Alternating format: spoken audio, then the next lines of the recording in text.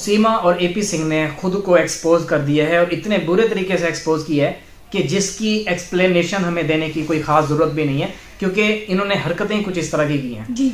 दरअसल हुआ कुछ यूं कि सीमा और एपी सिंह का एक इंटरव्यू लिया जा रहा था और इस बार जो एंकर इंटरव्यू ले रहा था शायद वो पहले से तैयारी करके आया था कि इनसे किस तरह के सवाल करने हैं। जब एपी सिंह से और सीमा से बात की गई और उस दौरान एक सवाल किया गया कि क्या आप सीमा से इजाजत लेके या टाइम लेकर आते हैं, एपी सिंह से ये सवाल किया गया। तो एपी सिंह इस बात का जवाब देने लगा तो सीमा को हंसी आ गई जी। अब क्योंकि यहाँ पे ये होता है कि अचानक से सरप्राइज दिया जाता है और एपी सिंह यहाँ पे कह रहा था कि जी हाँ बिल्कुल मैं तो टाइम लेके आता हूँ, पहले बताता हूँ। मतलब आप समझे कि जो है सीमा क्यों जोर से हंसी कि ये मेरे से टाइम लेकर आते हैं या नहीं, इसका मतलब अब आपको रोशन पे समझाएंगे।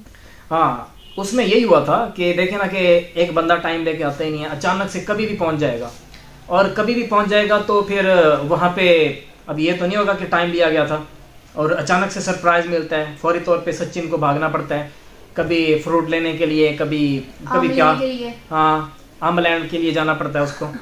तो अब फिर इसमें यही है कि सीमा को यहाँ पे हंसी आ गई और एंकर को भी अंदाजा हो गया था कि दाल काली है पूरी तरह से। एक तो होता है ना दाल में कुछ काला है, यहाँ पे दाल ही काली हो गई थी।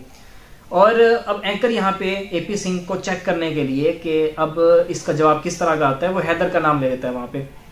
जैसे ही हैदर का नाम लिया जाता है तो वहां पे होता ये है कि जो एपी सिंह है उसको गुस्सा आ जाता है। वो कहता है हैदर का नाम क्यों ले रहे हो? वो कहता है कि सारे नाम लेते हैं। कहता है कि नहीं, आप लोग जान के नाम लेते हो। तो इस तरह से वो गुस्सा करना शुरू कर देता है।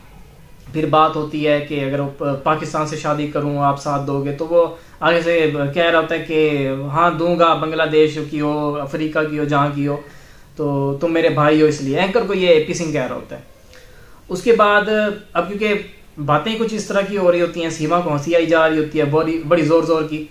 फिर सीमा से सवालात किए जाते हैं कि तुम्हारे यहाँ पे रिस्पेक्ट है नहीं है। तो अब क्योंकि सीमा की तो चित्रोल होती है हर आए दिन, आपने भी देखा है कि सीमा ने इस चीज़ का खुद एतराफ़ किया है कि सचिन मुझे मारता है। तो सीमा को यहाँ पे भी हंसी आ जाती है और हंसते हुए ये जवाब देती है कि हाँ मुझे देवरानी और पता नहीं सारे को गिनवा देती है कि सबकी तरफ से इज्जत मिली हुई है और मेरे भाई एपी सिंह की तरफ से भी मुझे काफ़ी इज्जत और रिस्पेक्ट से देखा जाता है, मेरी रिस्पेक्ट की जाती है। तो उसके बाद यूँ बातें हो रही होती हैं। अचानक से इनका फ़लस्तीन के टॉपिक पे भी बात होती है। अब एंकर यहाँ पे अपने शातिर दिमागी का यहाँ पे दिखाते हुए कि वो कितना तेज़ है, यहाँ पे वो बात करता है कि इस वक्त जो इसराइल है फ़लस्तीन पे काफ़ी जुल्म कर रहा है। अब वो ये बात क्यों करता है? वो इसलिए करता है क्योंकि आपको भी पता होगा इस बात का कि हिंदुस्तान में इसराइल को अच्छा समझा जाता है और फ़लस्तीन को बुरा समझा जाता है। और वहाँ पे लोगों का ये मानना है कि फ़लस्तीन ने इसराइल की ज़मीन पे कब्जा किया हुआ है। हालांकि आप हिस्ट्री उठा के देख लें, अभी भी यही हो रहा है। हाँ, अभी भी यही हो रहा है कि इसराइल जो है फ़लस्तीन के जितने भी इलाके हैं उनके ऊपर थोड़ा थोड़ा करके कब्जा कर रहा है। ये मेरी रिपोर्ट नहीं है, ये आप खान सर की वीडियोस उठा के देख सकते हैं, जो कि हर बात को बड़े एक्सप्लेन करके अच्छे तरीके से बताते हैं और हमेशा पाकिस्तान की वो कभी भी तारीफ नहीं करते। तो वो भी ये बात करने को तैयार हैं और ऐसी ही बात करते होते हैं। तो यहाँ पे जो सीमा की तरफ से रिस्पॉन्स आता है, क्योंकि सीमा बड़ी कंफ्यूज हो जाती है कि अब यहाँ पे जवाब दूँ तो दूँ क्या। शायद सीमा को इस बात का पता ही नहीं है कि हिंदुस्तान इसराइल के साथ है या फ़लस्तीन के साथ है। शायद उसने सुना हो कि फ़लस्तीन के साथ नहीं है बल्कि इसराइल के साथ है। तो यहाँ पे वो कभी हंसती है, कभी किस तरह का जवाब ढूंढने की कोशिश कर रही होती है और एपी सिंह को थोड़ा सा यूँ करती है, ये ऐसे, ठीक है, हाँ ये चीज़ करने की कोशिश करती है, जो कि अंदाज़ा हो जाता है, पता चल जाता है। और क्योंकि जवाब नहीं दे रही होती तो फिर वो माइक एपी सिंह जो है अपनी तरफ कर लेता है और ख़ुद जवाब देना शुरू कर देता है कि जब इसराइल की ज़मीन पे कब्ज़ा करने की कोशिश की जाएगी फ़लस्तीन की तरफ से या हमास की तरफ से, जैसे भी वो वर्ड्स यूज़ करता है, तो फिर तो इसराइल अच्छा कर रहा है, उनको मार रहा है या फिर जैसा हो रहा है। आपने देखा होगा कि फ़लस्तीन के एक हॉस्पिटल के ऊपर अटैक होता है और उस अटैक के फ़ौरन बाद इसराइल ही इस चीज़ की खिलाफ वर्जी कह देता है कि ये गलत हुआ है, फ़लस्तीन के हॉस्पिटल के ऊपर जो धमाका किया गया है या मिसाइल फेंका गया है ये हमास ने अच्छा नहीं किया। इसराइल की फौरी तौर पे स्टेटमेंट आ जाती है और उस स्टेटमेंट के कुछ देर बाद एक ब्रिगेडियर है जो कि इसराइल का ही है, आप थोड़ी सी रिसर्च करेंगे सामने आ जाएगा, तो इसराइल के ही एक ब्रिगेडियर की तरफ से एक बयान आता है कि हॉस्पिटल पे अटैक नहीं करना चाहिए था इसराइल को, बाकी जहां पे मर्जी ये करते रहते। तो क्योंकि आपको पता ही है इस बात का भी कि खैमों में जाके, अब क्योंकि खैमे वहां पे पहुंच चुके हैं, कुछ कंट्रीज ने वहां पे इमदाद भेजी है, तो पहले तो बिल्कुल खुली जमीन पे लोग सोए हुए थे। मेरे पास वीडियोस पड़ी हैं, अगर आप चाहते हैं कि वो वीडियोस मैं आपको सेंड करूं तो आप मुझे इंस्टाग्राम पे मैसेज करें, मैं आपको जो वीडियोस यूट्यूब पे या फिर सोशल मीडिया पे नहीं दिखाई जा सकती कि किस तरह से वहां पे लोगों को मारा जा रहा है, वो मैं आपको वीडियोस दे दूंगा। क्योंकि देखिए ना, हर जगह की एक कम्युनिटी गाइडलाइन होती है। जैसे कयामत की ऐसा लगता है कि जैसे उनकी अब दूसरी वार होगी ना, तो ऐसा लगता है कि वो कयामत की वार होगी। जैसे कोई फलस्तीन पे इतना कोई तरस आता है कि जब फलस्तीन के लोग, अब तो वो एक फ्रीज जहाँ आइसक्रीम को ले जाया जाता है ना, अब बॉडीज को उधर रखा जा रहा है। मतलब अब बॉडीज वो दफनाए भी कहाँ, क्योंकि जगह ही नहीं रहने दी कि इतने वो मिसाइल फेंक रहे हैं। मतलब घंटे घंटे बाद वो मिसाइल फेंक रहे हैं, घंटे में इतने मिसाइल वो फेंक देते हैं। अब तक वो बता रहे थे कि हजारों की तादाद में एक दिन में वो फेंक चुके हैं। वो आपको बस जो फलस्तीन ने है, वो आपको इतने सालों बाद, मतलब पहले तो आपको बस आपको उसने ऐसे चमाटा मारा है और आप लोगों ने उसको आगे से मुक्के चपेड़े कुछ सारा कुछ आपने उसको दब दिया है। मतलब यार ये बिल्कुल अच्छी बात नहीं है। इजराइल अब रुक जाए, क्योंकि उधर सारे जो माँ बाप हैं वो कुछ बच्चे यतीम हो रहे हैं, मस्कीन हो रहे हैं, माँ बाप से जुदा हो रहे हैं, माँ बाप बच्चों से जुदा हो रहे हैं, और ऐसे ऐसे मिसाइल फेंके जा रहे हैं। और हॉस्पिटल में जहाँ बच्चों को एडमिट कराया जा रहा है उधर भी मिसाइल फेंके जा रहे हैं। ये बहुत गलत बात है। हाँ, अब इसमें यही है ना कि देखें, अब जैसे ये हॉस्पिटल है, यहाँ पे तमाम इक्विपमेंट्स वगैरह जो भी चाहिए होते हैं किसी का इलाज करने के लिए, ऑपरेशन करने के लिए, या जो मशीनें होती हैं जिनके जरिए पता लगाया जाता है कि कहाँ से हड्डी टूटी है या कहाँ पे इन्फेक्शन हो रहा है, वो सारा कुछ खत्म कर रहे हैं। ये मतलब आप देखेंगे ना, रोशन भाई के पास ऐसी ऐसी वीडियोस पड़ी हैं जो मेरा दिल तो इतना नहीं है कि मैं उसको देख सकूं। वो जिसके पास इतना हौसला है देखने के लिए, जो इजराइल के साथ है, जो मतलब इजराइल फलस्तीन को सपोर्ट नहीं कर रहा, वो फलस्तीन की एक दफा जाके वीडियोस देखे और इसकी हिस्ट्री में जाए कि कौन सच्चा है कौन बुरा है। सालों से जो है इजराइली जुल्म करता आ रहा है, जब फलस्तीन ने कर दिया तो वैसे सारे इंडियंस ने सारे इजराइल को सपोर्ट कर रहे हैं। अगर आप ये हिस्ट्री में जाके देखें, आप कहेंगे हम तो बहुत ही, हमारे आंखों में तो पट्टी बांधी हुई थी, ये तो सब कुछ गलत है और फलस्तीन सच्चा है। फलस्तीन सच्चा है क्योंकि ये मुसलमान के तहत नहीं, क्योंकि मैं पहले भी कह चुका हूँ कि इंडिया भी मेरे लिए उतना अजीज है पाकिस्तान भी, और इसमें इंडिया पाकिस्तान की तो कोई बात नहीं आती। मुसलमान हूँ मैं, वो भी मुसलमान है, मगर जो है इजराइल मुसलमानों पे जुल्म करे ये हमें मंजूर नहीं है। क्योंकि फलस्तीन ऐसा कोई नहीं उसने जुर्म किया। मतलब एक चलो इतने सालों से अगर इजराइल मतलब मिसाइल फेंकता आ रहा है तो उन्होंने फेंक दी, तो मतलब आप उतना बदला लो ना जितना उन्होंने लिया है। आप तो दिन ब दिन उनका पूरा आपने जितने भी उनके शहर हैं वो आपने सारे तबाह बर्बाद कर दिए हैं। हॉस्पिटल जहाँ बच्चों को एडमिट किया जा रहा है, जहाँ बच्चों की कुछ ना कुछ जानें बचाई जा रही है, वरना तो बच्चों के हाथ पाँव टांग कुछ भी नहीं है। और सिर्फ कुछ एक बच्चा मैंने देखा सोशल मीडिया पे जिसकी टांगे नहीं है, ऐसे खड़ा है बस, ये दोनों हाथ हैं और ये पूरे बस मुंह है, बस ऐसे खड़ा है। और वो पाकिस्तानी से रिक्वेस्ट कर रहा है कि हमारी मदद करो।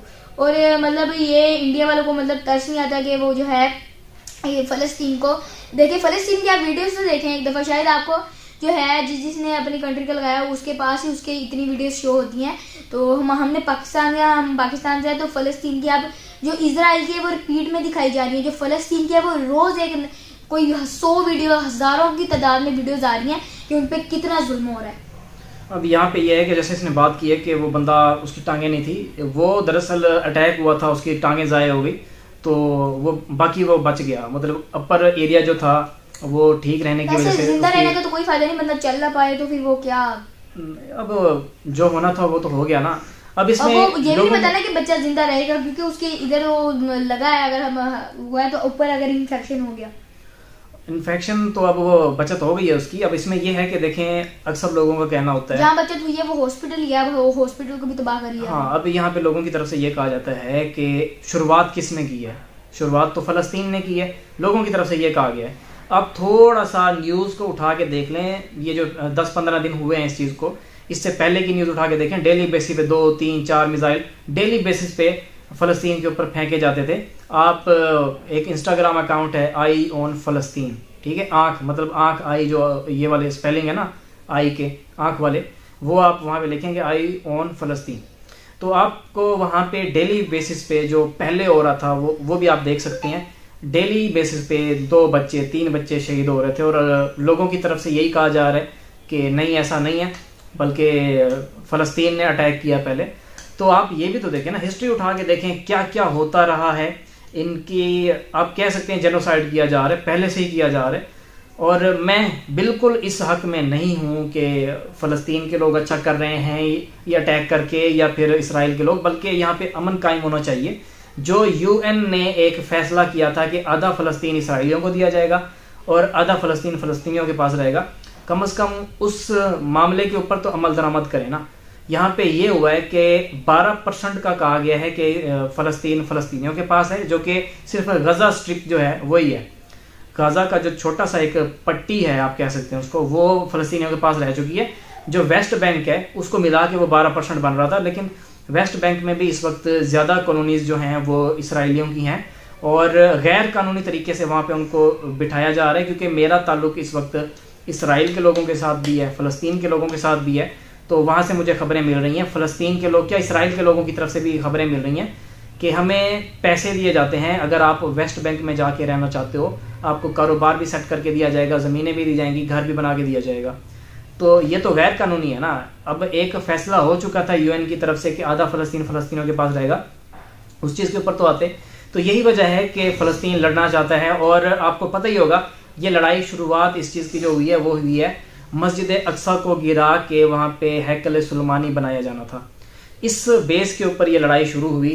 और ये फ़लस्तीन मुझे ऐसा लगता है बिल्कुल सही कर रहा है, क्योंकि वो कहते हैं कि हम उसको बना के हम मतलब हमारी कोई राज हो जाएगा दुनिया पे, हम खुदा बन जाएंगे। मतलब ऐसा बिल्कुल भी नहीं। फ़लस्तीन फिर अगर फ़लस्तीन फिर गलत है तो फिर आप कह सकते हैं फ़लस्तीन फिर ऐसे ही करे हमेशा।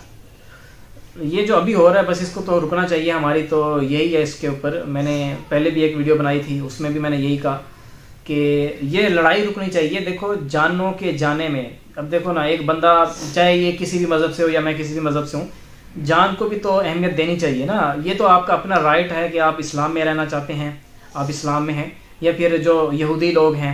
लेकिन एक लिमिट होती है हर इंसान की कि आपने, चाहे वो ईसाई मज़हब हो चाहे वो यहूदियों का मज़हब जो है, उसमें भी यही है कि आप किसी की जान नहीं ले सकते।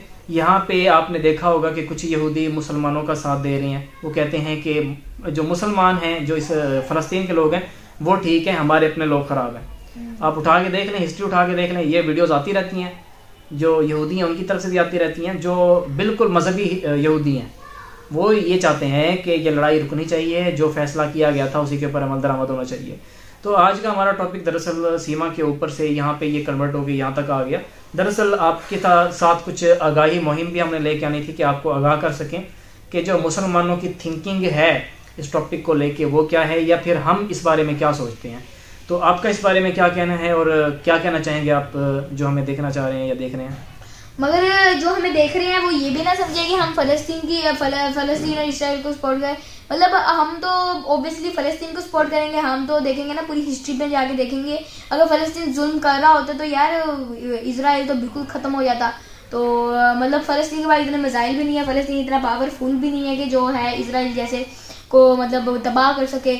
मगर जो है इसराइल इतना पावरफुल है, उनके पास इतने वो हैं, मतलब वो मिसाइल फेंकते थे, उनके पास कोई ऐसा डिटेक्टर था कि वो ऊपर से मिसाइल ऊपर से फाड़ देता था। मतलब उनके ऊपर आयरन डोम, मगर मिसाइल उनके ऊपर इतने गिरे नहीं जितने उन्होंने उसके मतलब लिहाज से 3rd, 5th, 6th जितने उन्होंने, इतने मतलब हजारों की तादाद में, मतलब समझ लें जो है फ़लस्तीन ने 10 फेंक दिया, उन्होंने 5, 6, 7, 8 लाख फेंक दिए। मुझे तो ऐसा लगता है कि क्योंकि रोज जाने जा रही हैं हजारों की तादाद में, जितनी भी अब नस्ल है वो फ़लस्तीन की मुझे लग रहा है ख़त्म होती जा रही है, क्योंकि कहाँ अटैक नहीं हो रहा। रोशन भाई के भी काफ़ी उधर सोर्सेज हैं, उधर बात होती रहती है, और वो हमें जब भी उनको मैसेज करें हमें इतना वो होता है, मतलब बंदे को रोना आ जाता है। वो कहते हैं हम बहुत मुश्किल में, जब भी वो उनका कोई पॉजिटिव रिस्पॉन्स नहीं होता, हम बहुत मुश्किल में। तो अगर आपको कोई चीज़ इसमें हमारी बुरी लगी हो तो माजरत, क्योंकि इंडियन जो है काफ़ी वो इसराइल के स्पोर्ट में है। तो अगर आपको कोई बुरी लगी हो तो बात बुरी लगी तो उसके लिए माजरत। तो मिलते हैं नेक्स्ट वीडियो में इंशाल्लाह। अपना ख्याल रखिएगा। अल्लाह हाफिज़।